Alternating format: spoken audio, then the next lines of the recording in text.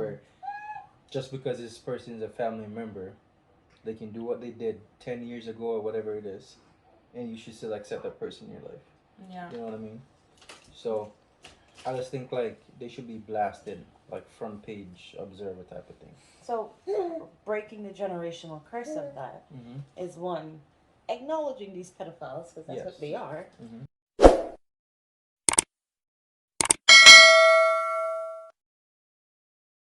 Hey guys, welcome back.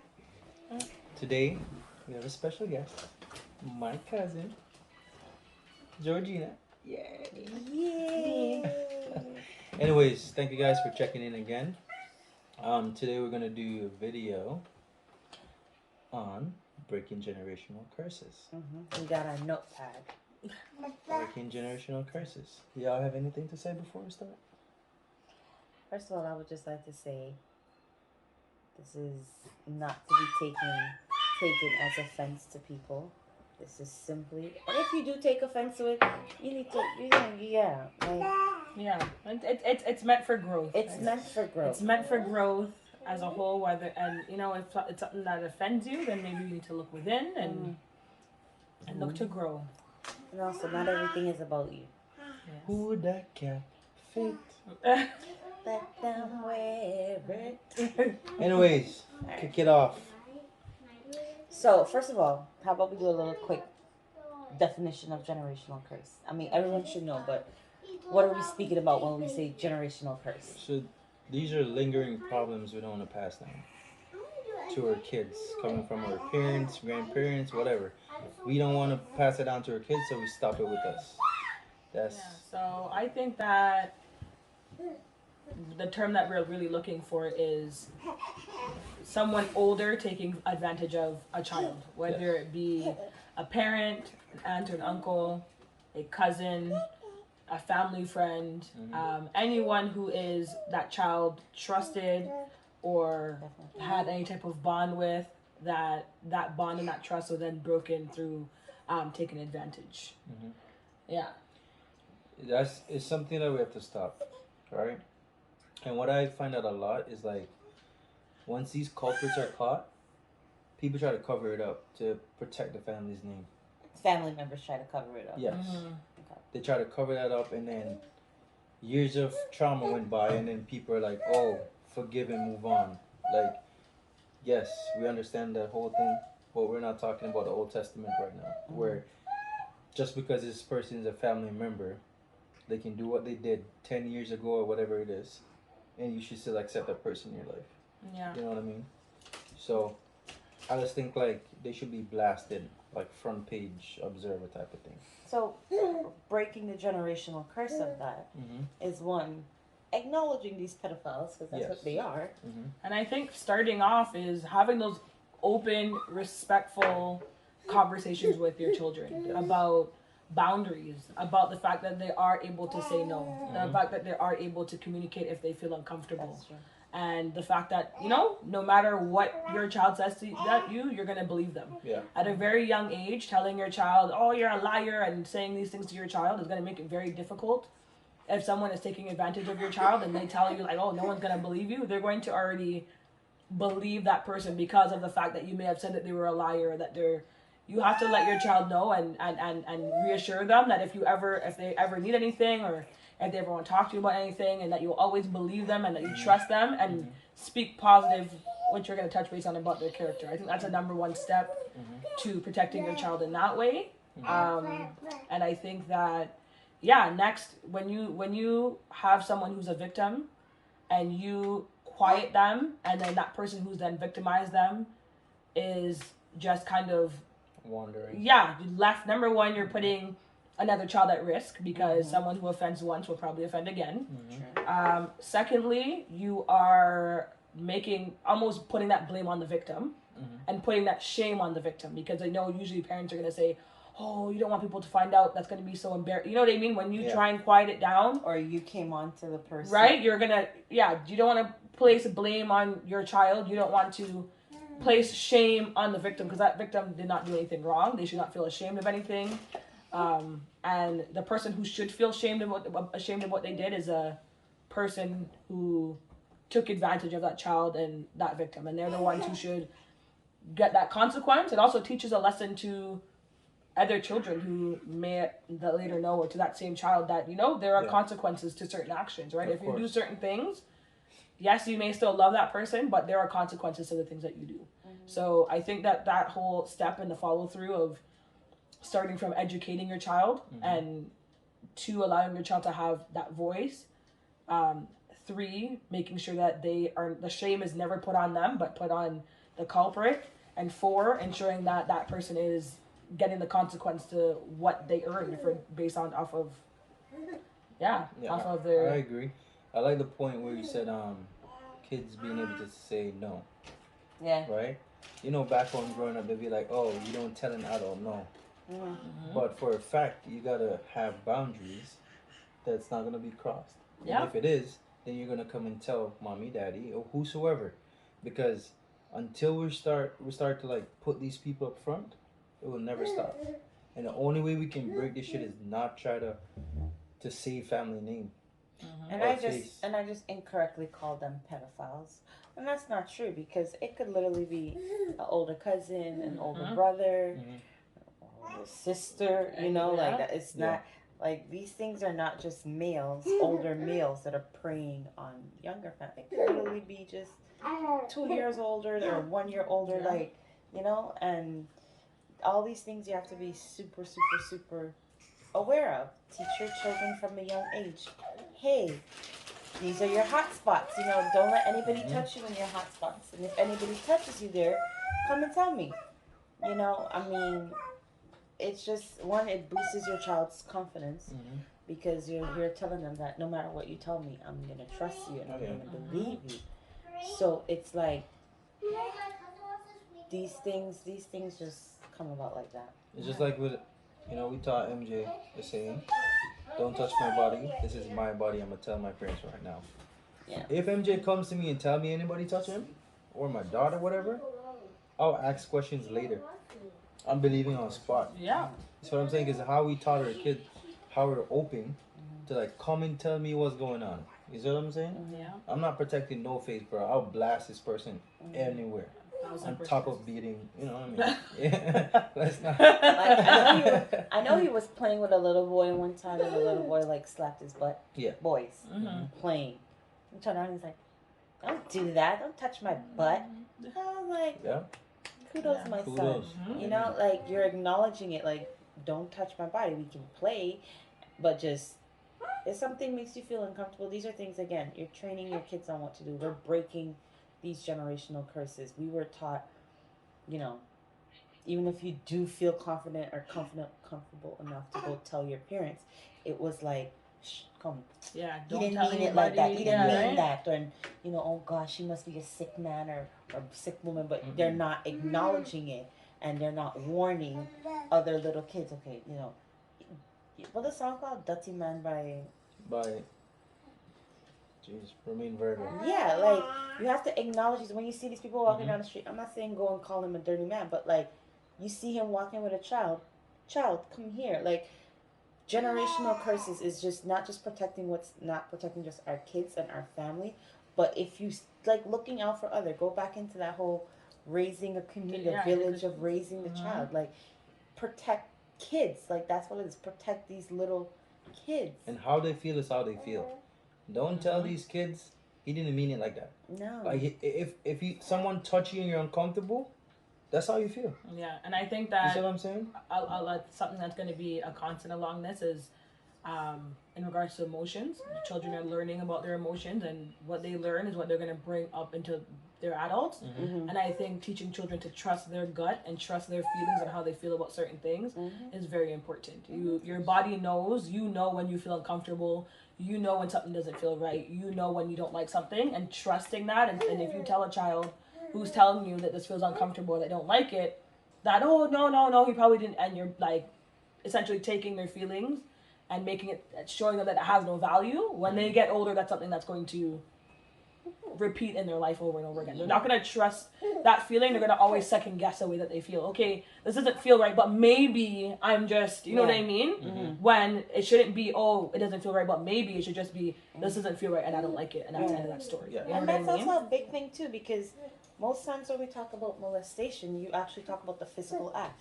Molestation comes in many. It's a touching too. It's very You know different what I'm saying? levels. Molestation could be literally just someone constantly making comments about your body, and you're here like, I don't feel comfortable with my uncle or my aunt or whosoever making these comments about my body. But it starts to like, we won't feel. Can we go tell our parents that? Yeah. Uncle so and so said this, or auntie so and so said this, and I didn't like how that feels. Don't bother with him. He's just making a joke, or she's just making a joke, and you're just here Not like. a joke. But Just then you're because here he's because drunk then you and become whatever. and then you become conflicted because you're like. Because I'm drinking my beer, I don't say drunk. But anyway, that's some real talk still. That's some real talk. Yeah. So, number 2 is the communication and emotional aspects of parents and kids. So we already hit on some of these topics when we're talking just now, because these are things that Tying to each other. you're instilling into your kids. Like these are you want to build their core so that once they're in certain situations, they come back to these core values and they're like, all right, I was taught to do this. I was taught to be this kind of way. Referencing the whole video we did prior or with the hitting. Yeah. But it's like you want them to come back to that core value always and say, this is what I should be doing. This is what I know that is right. And that comes into play with breaking those curses because we weren't necessarily taught that. I'm not going to say, first of all, disclaimer, we don't have shitty parents. We have excellent parents. Just so y'all know. We have excellent parents, okay? Don't get me wrong. Just when we talk about generational curses, sometimes people get it in their head that it's so negative. Like our parents were horrible to us. Their parents were horrible to us. That's not the case. Sometimes it's just these small little traits that are trickling down from generations above us. And we're like, wait. It's a cut. Well, like, something as simple as, why doesn't my mom hug me? Why doesn't my mom say I love you? It's like, maybe because her mom never said I love you or never got that hug. And maybe my grandmother was trained like that and things like that. So it just trickles down a little bit. Not to say it's anything bad because you can show affection in multiple ways. Yes. But I just wanted to put that out there that this has nothing to do personally with us, but these are just traits that we find that's very prevalent. When we discussed it among ourselves, something that's very prevalent in our family lives that we wanted to and in the black community that we wanted to touch on. Oh, yeah. You want to tackle this communication aspect? Yeah, I think that again, we're like children. People always think that children, their voices don't matter, their feelings don't matter because they're children. But the truth is, it's exactly the opposite. Because what we teach our children at this age is their foundation. You know what I mean? It's their foundation for them building up onto the rest of their life. So like I was saying in regards to them trusting your gut feelings and trust and being confident and, you know what I mean, how they feel and if something feels uncomfortable and their intuition, right? If you teach a child constantly not to trust themselves and the way that they feel and their intuition, as they get older, they're always going to second guess and not trust their intuition. It comes the same way with communication. If you're constantly now allowing a child to communicate and have a open and respectful communication, how is your child going to learn having open and respectful communications? How are they going to grow up and speak to their husband and their wife or to their child or to their friends or to their teachers or educators if at home they are not able? It's very one-sided, right? And it's not about power. Obviously there's respect and you have to teach your child to be respectful. You know, you're the mother, I'm the mother, you're the child. That is still very much a thing. However, just because you're a child, it doesn't mean what you say, what you think, and what you feel does not matter. Those things still very much so matter. And I think that one of the biggest curses that we have in this generation is the very much, be seen and not heard, don't talk back, And if you do talk back, you're disrespectful. Yeah, right? Talking down to your kids. Yeah, for sure. Massive. Put it, well, that's a big one, right? Like, when we're angry, one thing that we have to remember is when it comes to trauma, the person who causes the trauma never usually remembers it, right? That person, after a week or a month or whatever the case may be, it might be gone. Even think about if you got into an argument, right? Why are you mad at that person? Oh, I don't. Honestly, I don't even remember, right? Because you're just more mad about where it came, but you don't remember what started it, right? You only remember the trauma that you felt from the argument, right? It's the same way. It's the same way that if you go to your child and you call them, oh, you're so stupid, you're an idiot, right?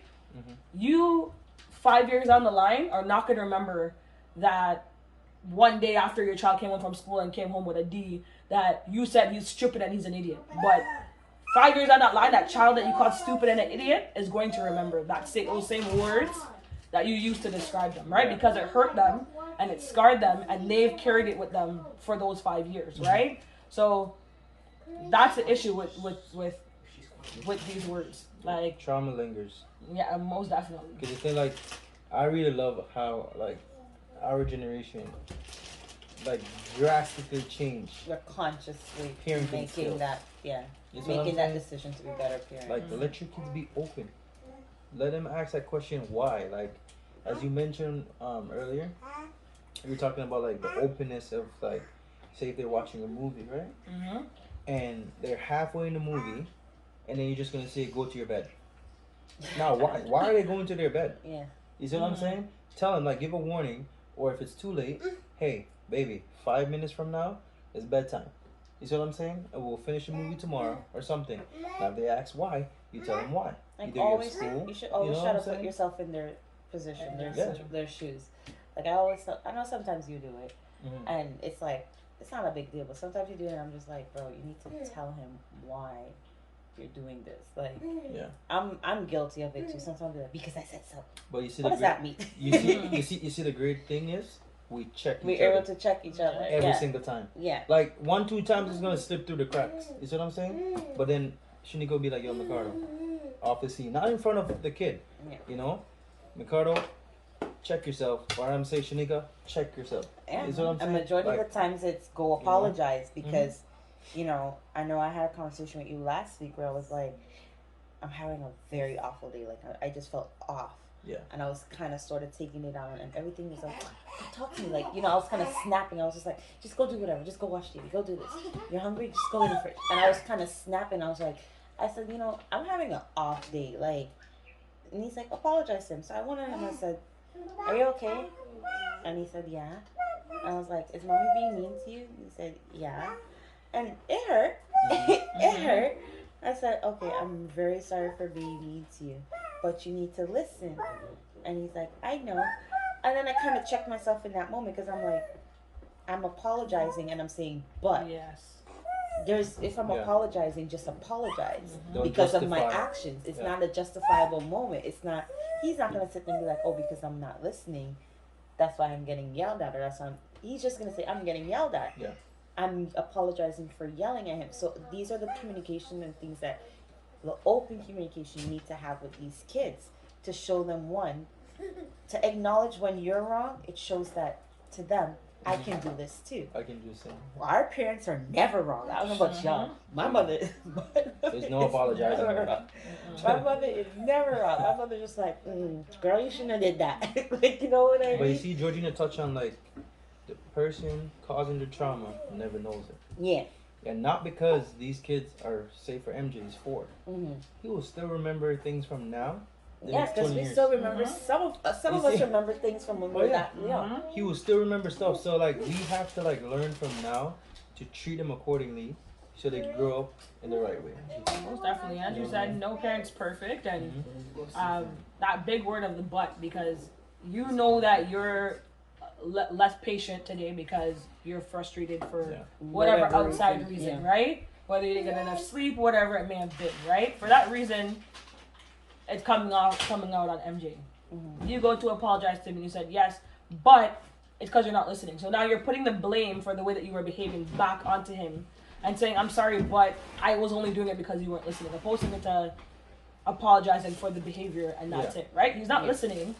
Yes, but the way that you reacted to his not listening is what the problem was. It wasn't the problem of him not listening, right? Yeah. So correct. The fact that, you know, you're able to understand that and kind of look back on that and kind of reflect so that next time we know how to properly apologize to somebody.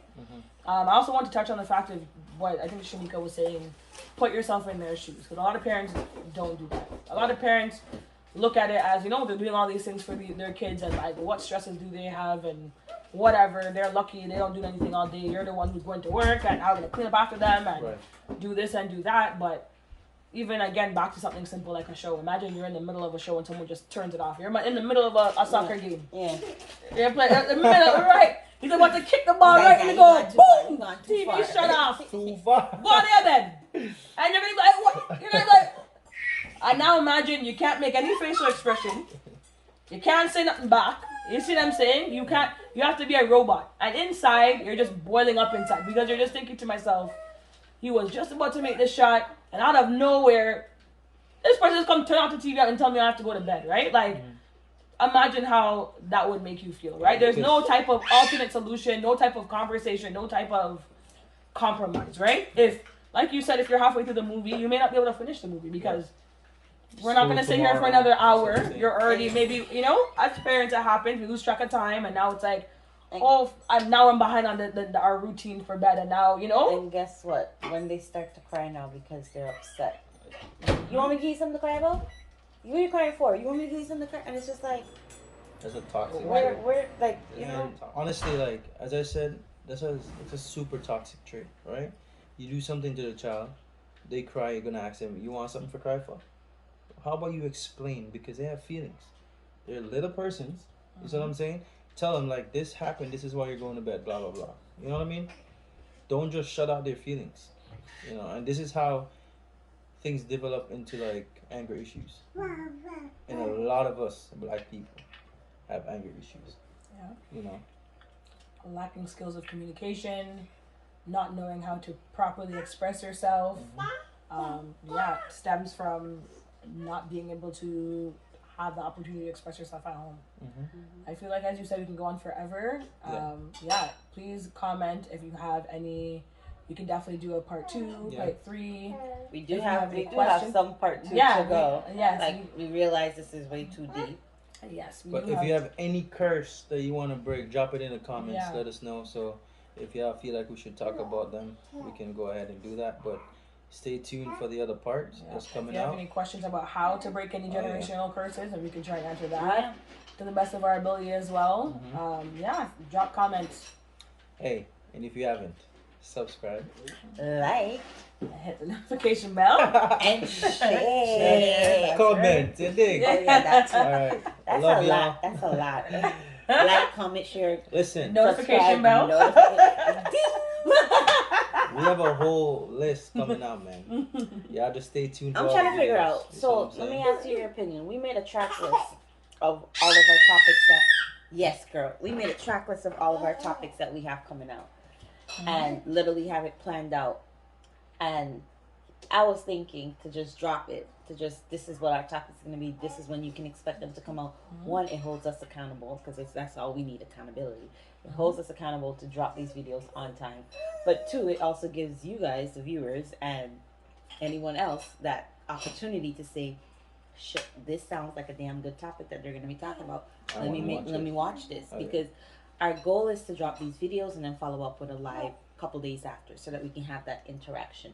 On our Facebook page. On our Facebook page. So if you haven't yet, Night Lovers on Facebook. I mean, we're going to remind you on our personal page, but we're trying to keep it somewhat separate moving forward. Like I said, this year, 2022, we have major things planned. Yes.